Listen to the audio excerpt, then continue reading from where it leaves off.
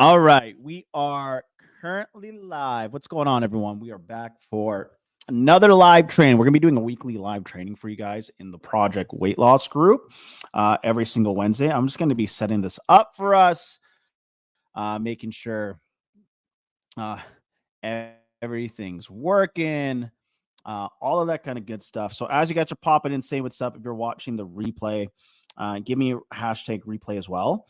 We plan to go live every single Wednesday in Project Weight Loss, which I'm super excited for. And again, we're going to bring a lot more free resources for you guys as well. I'm just going to be getting everyone in here and tagging everyone. But as you guys are popping in, say what's up. If you're watching the replay, give me a hashtag replay as well in the chat box. So today's live, I'm going to actually be talking about how to eat more so you can lose more weight. It's going to be a good one. It's going to be a very, very technical aspect of a live training. So I'm excited to bring you guys this in Project Weight Loss today. So I actually had my 33rd birthday yesterday, right? Happy birthday to me. Hashtag birthday. I'm actually drinking a Monster, sugar-free Monster, ultra peachy keen. Tastes like those sour peach candies. Really, really, really good. Quite enjoying it. It's really nice, actually. So I don't want to waste too much time. I want to get into this live right away. And I really want to talk about how you can eat more so you can lose more weight. There's a big trend on social media right now. You're like, you got to eat more food. You're starving yourself. You're in starvation mode. Well, I want to really break things down so we can understand that should you eat more food to lose weight? Why that's potentially important for you, how we can actually change your viewpoint in terms of nutrition. And honestly, we're going to take it from there. It's going to be insightful. It's going to give you a lot of like action steps on how you can include more food into your nutrition plan as you're losing more weight. So if you're excited to learn about this, give me a hell yes in the comments, and we're going to fucking dive right into this shit right now for all of you right now in this group. So one of the things that we really want to discuss when it comes down to eating more so you can lose more weight, there's a couple different ways to do it. I'm going to touch on quite a few different ways. Now, why do we suggest to a lot of people that you should be eating more food in order to lose weight? Well, it comes from a couple different factors. So in order to lose body fat, you need to be in what we call a calorie deficit. Now, a caloric deficit doesn't always mean cutting out more calories for the person. And I'm going to explain why that's so important to understand, right? It's in order to lose body fat, it's all about intake versus outtake, right? But that intake can stimulate quite a few things for the body, right? So it's always a case-to-case scenario dependent on like what's more beneficial towards you.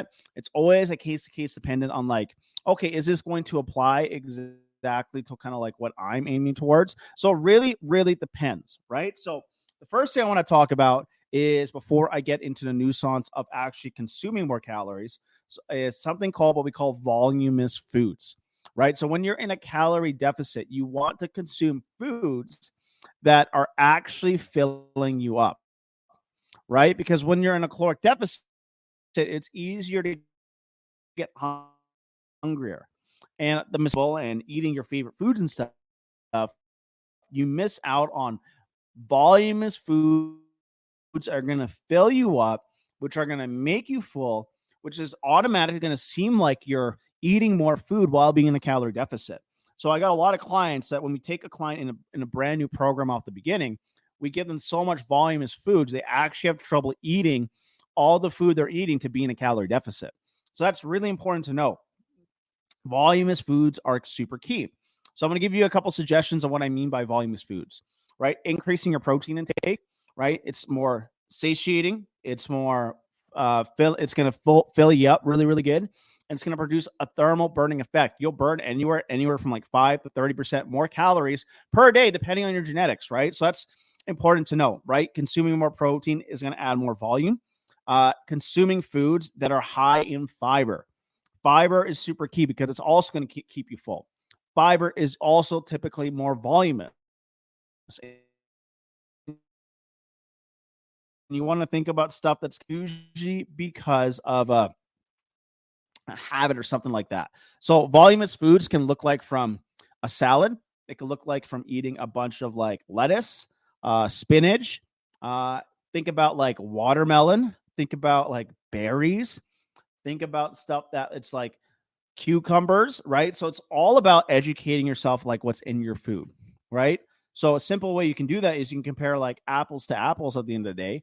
Like some of the food that people typically eat that are very processed, let's say like a Rice Krispie bar, that could be like 130, 170, 130, 120 calories, right? As an example. Or actually, we'll scratch that example. We'll use McDonald's, right? Let's say you get a Big Mac meal. You'll get a regular Coke, fries, medium fries, a Big Mac.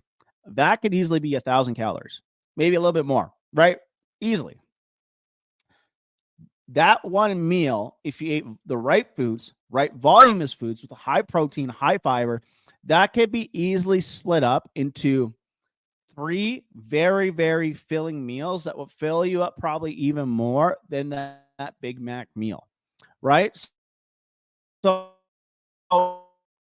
it's really about understanding about what's in your food.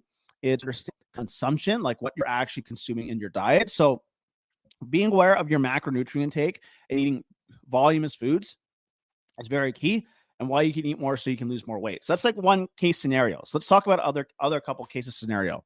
When you're in a calorie deficit for too long, or you're consuming very, very little foods, it can affect your body in a very negative way. And in order to counteract that, you need to consume more foods for a period of time so your body feels like it's back to normal again. This can affect people with hormonal issues. This can affect people who are overtraining. There's lots of factors when it comes down towards it.